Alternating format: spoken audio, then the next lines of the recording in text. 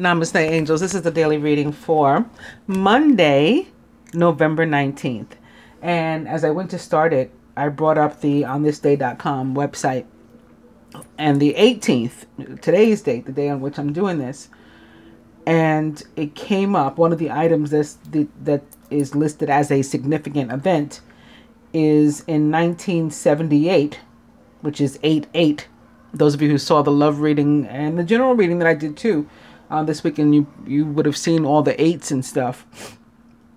Well, in 1978 equals 8/8 in Jonestown, Guyana, 918 people, or 99 members of the People's Temple, are murdered or commit suicide under the leadership of cult leader Jim Jones.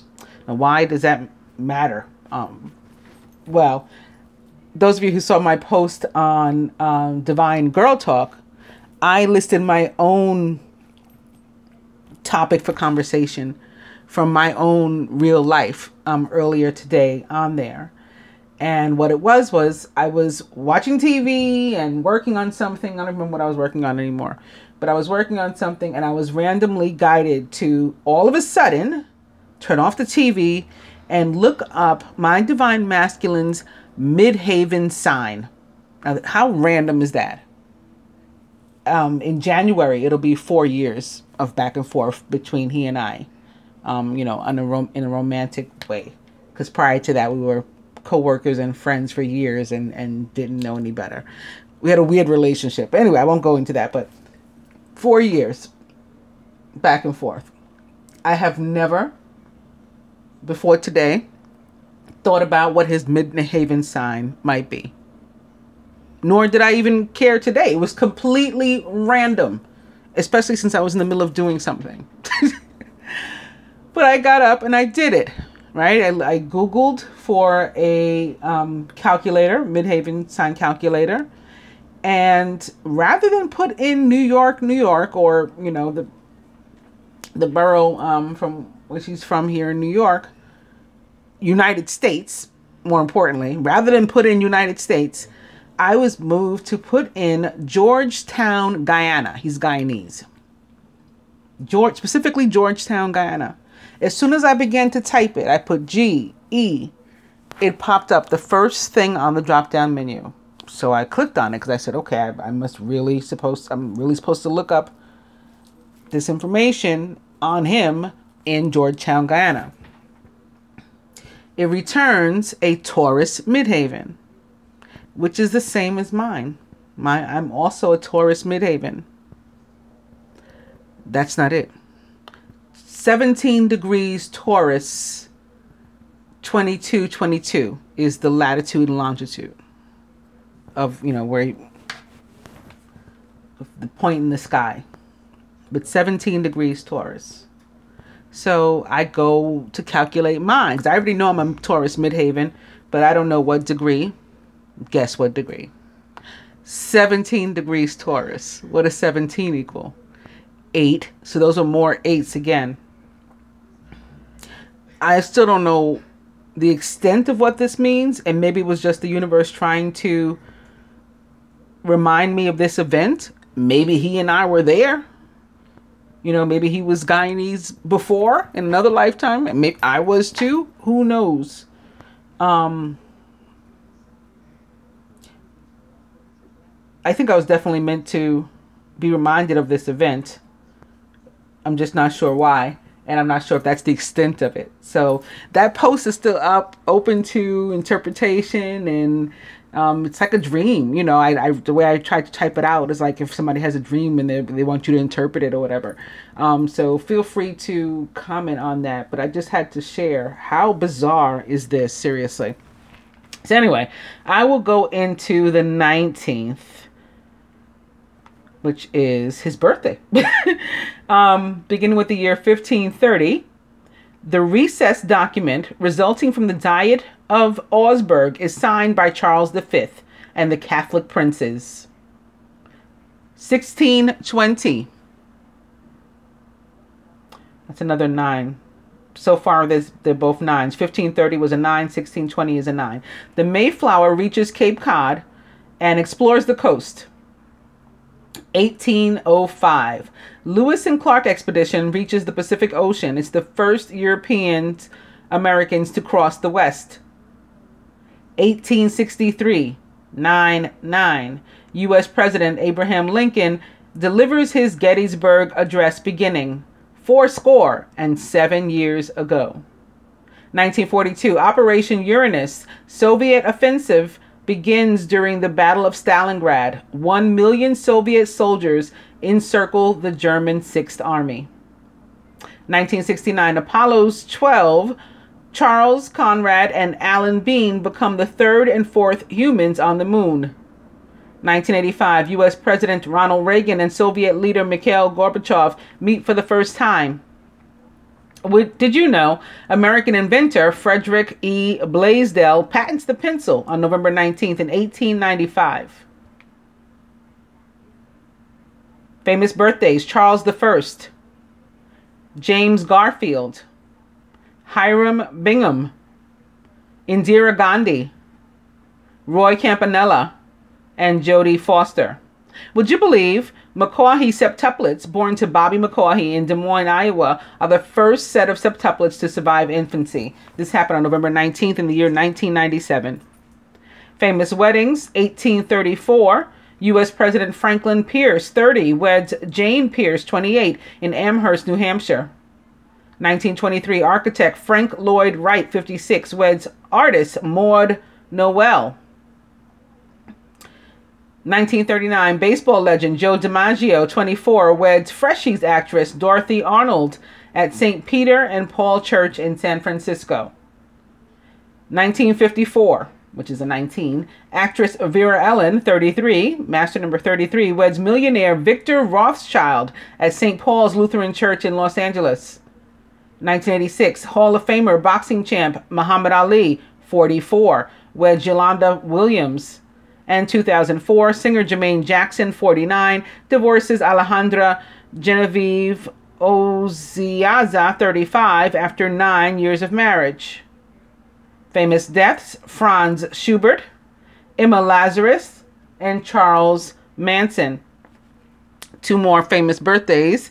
As you know by now, watching my channel, it is also the birthday, or at least the day on which he told me to celebrate his birthday, of King Osiris, and it is the birthday of the Prophet Muhammad, being recognized all over the Middle East right now. The official holiday as listed on the United Arab Emirates website. So, checking out these deaths, going to Charles Manson first. He was a murderer and leader of the Manson family, a quasi-commune that arose in the California desert in the late 1960s, and he committed several murders, the most famous of whom was Sharon Tate. She was also pregnant, by the way. He was born on November 12th, so we talked about him not that long ago, on his birthday, in 1934 in Cincinnati, Ohio, USA, and was a dog on the Chinese zodiac and a Scorpio. Was a dog in real life, period. He died on November 19th in 2017.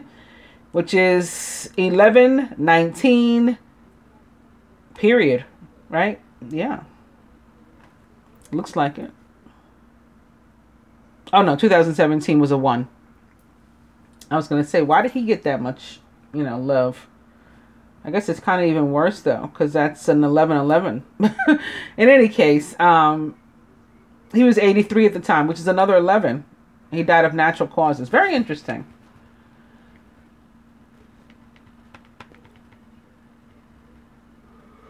Not all of us are good. Emma Lazarus was a poet best known for The New Colossus, a sonnet written in 1883, 9/11 or 11. Its lines appear on a bronze plaque in the pedestal of the Statue of Liberty and were placed there in 1903. That's the year my granny was born, my great-grandmother.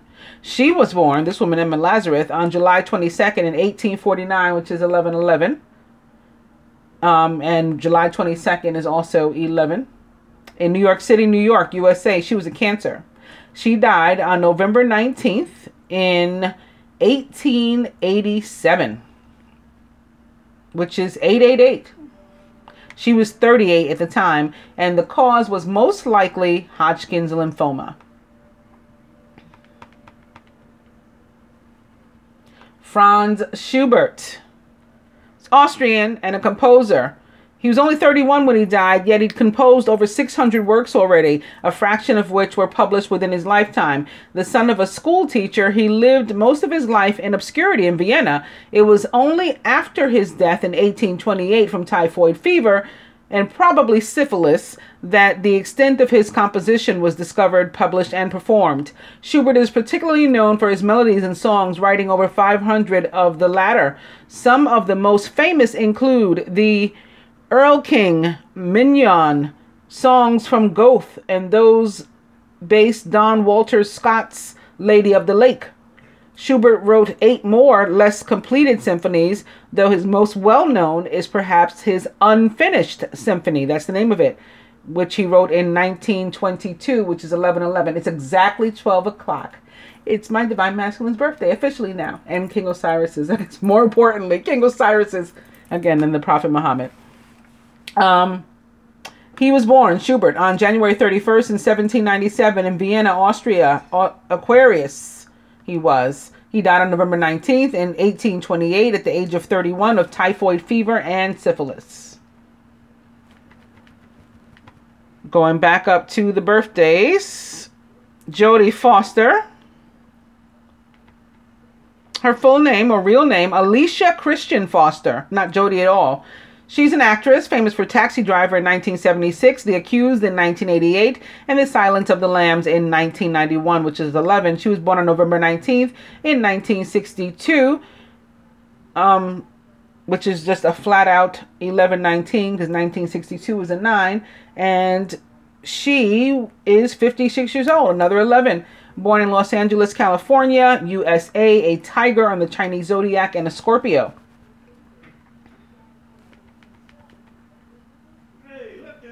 Roy Campanella, American and an MLB catcher, widely considered to have been one of the greatest catchers in the history of the game. He played for the Brooklyn Dodgers during the 1940s and 1950s as one of the pioneers in breaking the color barrier in the MLB. His career was cut short in 1958 when he was paralyzed in an automobile accident. He was born on November 19th in 1921. And in Philadelphia, Pennsylvania, USA, and was a Scorpio. He died on June 26th in 1993 at the age of 71 of a heart attack. Indira Gandhi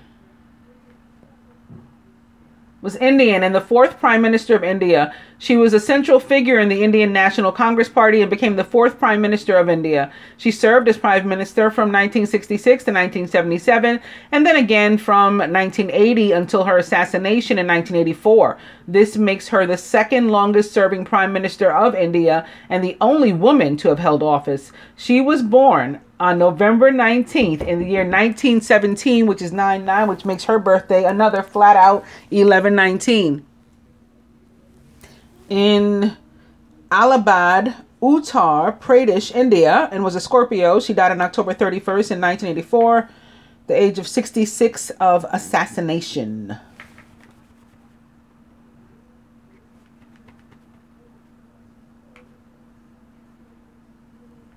Ooh. Hiram Bingham. Full name Hiram Bingham III. Was American and an archaeologist and explorer. Bingham is most famous for discovering and bringing to the attention of the Western world the ancient Incan site of Machu Picchu, Peru. He later became a U.S. Senator and the governor of Connecticut. He was born on November 19th in 1875 in Honolulu, Hawaii, USA, and was a Scorpio. He died on June 6th, so 6/6, in the year 1956 and was 80 at the time. James Garfield was the 20th, so another 11, U.S. President and a Republican, a member of the U.S. House of Representatives from Ohio's 19th District. He was presidential term went from March 4th in 1881, which is 9/9, through September 19th, which is my niece's birthday and my ex's birthday. September 19, 9/19 in 1881. So again, 9/9. He was preceded by Rutherford B. Hayes and succeeded by Chester A. Arthur. He's famous because he was the 20th president of the United States. His presidency lasted 200 days. That's another 2 or 11. From March 4th in 1881 until his death on September 19th in 1881. As a result of being shot by an assassin earlier in the year. Garfield, who represented Ohio in the House of Representatives, is to this day the only president elected who was a sitting House member. Despite his exceptionally brief period of time in office, Garfield's accomplishments as president included a controversial resurgence of presidential authority above senatorial courtesy and executive appointments, energizing U.S. naval power, and purging corruption in the post office department. He also advocated for civil service reform, which was signed into law by his successor. Garfield was shot by Charles J. Gutineau on July 2nd, which is 9, in the year 1881, which is 9/9. The wound was not immediately fatal, but bad medical practices and uses of unwashed tools and hands by his doctors led to the wound becoming infected, and he died on September 19th in 1881, making him one of the 4 presidents to have been assassinated following Abraham Lincoln and before William McKinley and John F. Kennedy. He was succeeded by Vice President Chester A. Arthur. He was born on November 19th in 1831 in Moreland Hills, Ohio, USA. I'm laughing because 1831 is an 11/11 too. He was a Scorpio. He died on September 19th in 1881 at the age of 49, which is also 11/11 of assassination. This guy's got some really interesting numerology to have not necessarily been such an interesting person. Charles I. His name was Charles Stuart. He was British and the King of England. He lost the English Civil War and was executed in Whitehall, London, but he wore an extra shirt because he did not want shivers due to the cold to be misinterpreted as fear. He went to his death like strong and proud, is what they're saying. He was born on November 19th in 1600 in Dunfermline, Dunfermline, Line, Fife, Scotland, and was a Scorpio. He died on January 30th in 1649 at the age of 48 of decapitation. He was the last. Going to the dice, beginning with Forget It. Romantic dinner.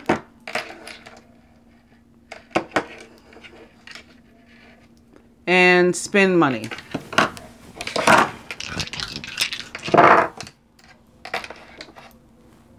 Spirit says sex. Still forget it. So like not to hold on to something that doesn't mean anything. And still spend money too. Maybe like forget it as far as money also. Like who cares? You know, it's just a material thing, and we are beings, ascended beings who can manifest more. Like whatever. Beginning with the King of Winter, intelligent, impartial, respected, and unemotional. At this time, it's very important that you communicate clearly, be objective and unemotional, and act as professionally as possible. If you need advice, seek out the most experienced expert that you can find. Whoop. Opening to Major Arcana card Strength, another 11, represents the sign of Leo. True strength is displayed through kindness, forgiveness, and compassion. Forget it, right? Letting go of old stuff that's not important anymore and just being instead forgiving and compassionate. You have tremendous personal power and courage. Here's another 8 too. It's an infinity symbol, but when you turn it like this, of course, it looks like an 8. Look. Strength, again, represents the sign of Leo. Open to the 9 of Summer. Now's the time when your dreams come true. Don't worry about how this will happen. Just give gratitude to God for all that you have and all that's still to come. The 9 of Summer is a yes. especially as it relates to love, and at least in my opinion, from the minor arcana, of course. It's also an indication that your prayers are being answered, your wishes are being granted, your dreams are coming true. It's big time Neptune and Piscean energy, like, you know, the positive kind. Opening to the major arcana card number 4. And the Emperor, which represents the planet Mars and the signs of Scorpio, which we're in right now, as well as Aries. Structure and organization are important right now. Don't be afraid to take on a leadership role, as you have much wisdom to offer.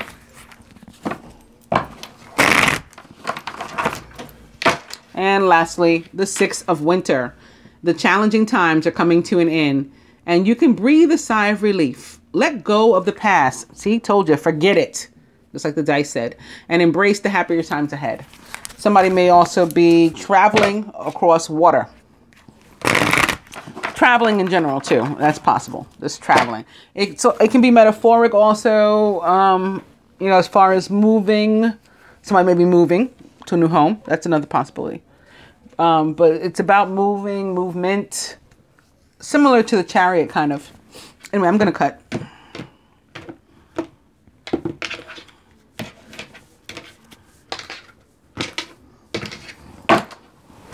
It's the King of Autumn, compassionate, accomplished, charismatic, and grounded.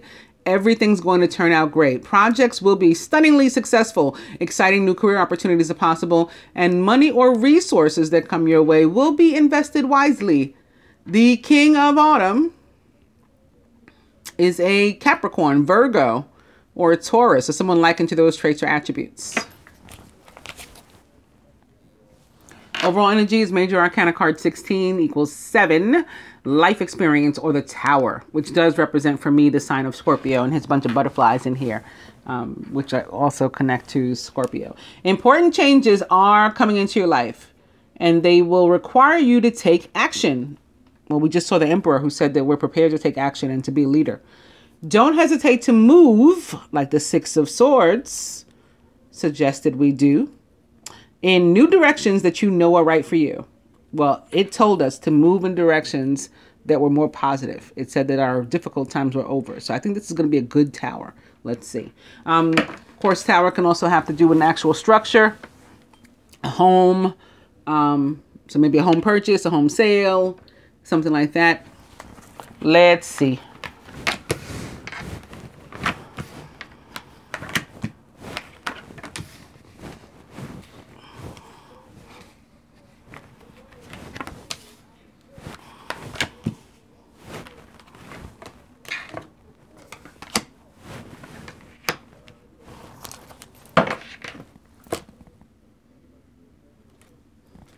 Crowning the masculine. It's the 9 of Autumn.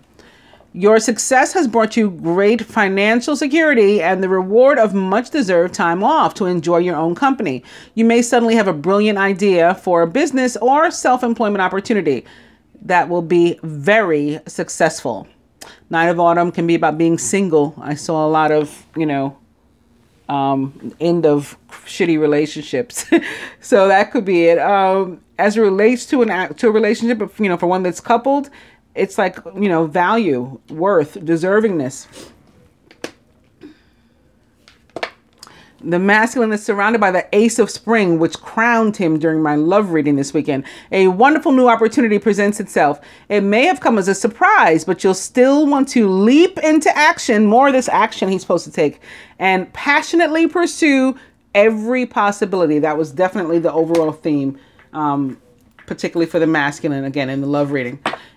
Masculine subconscious, again, it's the end of a crappy situation. Something that you were involved in way too long. Major Arcana card 21 equals 3. Could have something to do with some sort of party of 3. And again, maybe a bad relationship that has ended. Congratulations on successfully accomplishing what you set out to do. You made it through the challenges and incorporated life's lessons that were offered to you with grace and courage. So they're using that word courage. This, the world for me has an energy of the element of fire. Using that word courage, maybe specifically something having to do with a Leo. I think I felt Leo for something this weekend too. Now that I say that out loud. Crowning the feminine, it's the 4 of summer. Your responsibilities may distract you from noticing all the gifts that God is presenting to you. Be open to investigating opportunities that come your way on this day. Aww, you're surrounded by the 2 of summer. You are falling in love or experiencing the deepening of emotion in your current relationship. Marriages or romantic partnerships in distress can still be saved as well. Don't give up. And it's the 8 of autumn, another 8 popping up here, crossing the masculine's 9. Mirroring rather the masculine's 9. It's the perfect time to learn all you can by returning to school, taking a seminar, or conducting research. Do your best work. Put your effort into it. And the law of attraction will bring you prosperity and career advancement. Basically, this card is about, you get what you give. Crowning. This is the card that crowned the feminine over the weekend. It's moved over here. The Princess of Spring was energetic, outgoing, optimistic, and creative. Creative opportunities that you feel passionate about are fluttering your way. Personal growth and broadened horizons will spark fresh and original ideas. The Princess of Spring is a Sagittarius, Leo, Aries, maybe a Scorpio, or someone likened to those traits or attributes. At the root. Oh, wait, did this crown the feminine? I think this crowned the feminine, and the Princess of Spring clarified the devil. Yeah, it was right here. Now one is crowning and one is at the root. Very interesting.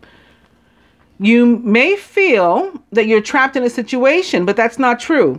Be careful not to overly focus upon material wealth and break free of negative thinking.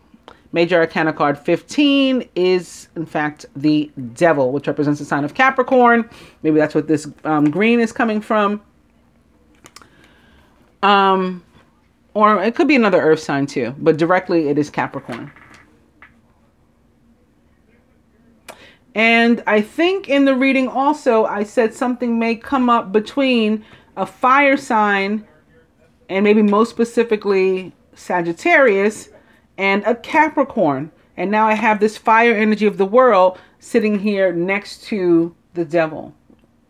At the heart of the matter, the Princess of Summer, sensitive, kind, open-hearted, and inexperienced. You can expect to kindle a new relationship, a romantic relationship, or a close platonic friendship. And you may suddenly receive an emotional message from someone or be invited to a social event.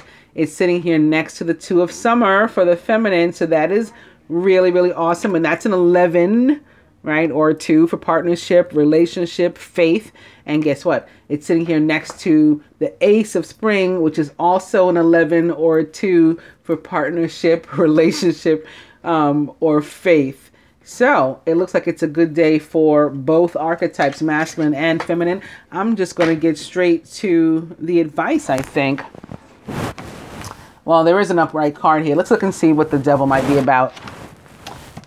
It's Major Arcana card Balance, which does represent the sign of Sagittarius yet again. So basically they're saying, we're not going to tell you, but we'll give you this much. By merging varying points of view, you can generate an extraordinary new idea, compromise with others, and collaborate to discover a better solution. So this is about coming together, right? Maybe getting over yourself, your pride, your inability to be compassionate or forgiving, or your fear, or some sort of something you feel stuck in, and going ahead and entering a partnership. Could be a business partnership, could be, again, a friendship. Maybe you're getting back together with a friend. You haven't seen them in a long time. They're coming back into your life, or a romantic relationship. All those things are possible, but it's going to require compromise, whatever the relationship is. It could be familial too. Somebody making up with their child, perhaps also with the Princess or Page of Summer sitting here in the middle. That's a possibility too, with the feminine.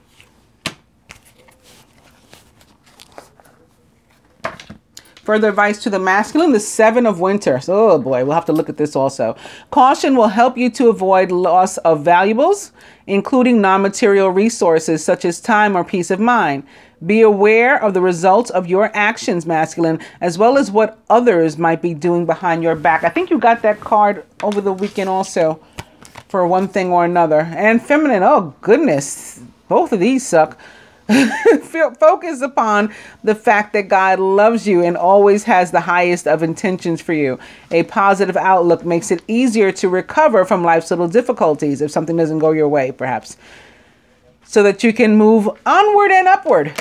And that something that doesn't go your way may be connected to the Four of Summer and your pessimism and doubt and, you know, lack of belief in yourself. But let's clarify. I'm going to do the Five of Summer first with this one. It's the Ten of Spring. You're working too hard and the stress will soon become too much. Reach out to others for help and take some time to play and to enjoy life. Well, half of 10 is indeed 5. And it looks like somebody's instead carrying the whole load themselves, the 10. And so that's making them feel sort of, oh, woe is me-ish. You know, we're supposed to be in this together. So that's understandable. Now, for the Seven of Winter, but you still got to lift up your own spirits to get yourself out of that funk, because your positive thoughts and words over yourself are what is going to continue to draw in, based on the law of attraction, just like this card says, continued positivity and blessings in your life. To clarify the masculine Seven of Winter, we have the 10 of Winter. So we both got a 10 also. It's the end of a career path, project, or relationship. And we figured that much, right? And that can bring feelings of mixed joy. Could be happy that it's over, but also sadness, maybe especially if you were there for a while at the job or in the relationship for a while. Got children, maybe. Also feelings of relief. Like, let's take a big sigh. Oh, thank goodness I can breathe again. But also disappointment. I thought we would make it. Or I thought I would make it in that career or whatever. I didn't. So it's that sort of thing. Whatever your, oh, woe is meing about, maybe. But at the same time, celebrating. Put aside your fears about the changes and trust that a brighter future awaits. So this Seven of Winter is likely for most of you, if it turns up in your life, lack of confidence and belief in yourself, lack of esteem, because you've had such a difficult time. So the universe comes in to remind you that that time that was difficult is over and it's about to be #Liddy. I hope that you guys have enjoyed the daily. I'll be back. Namaste.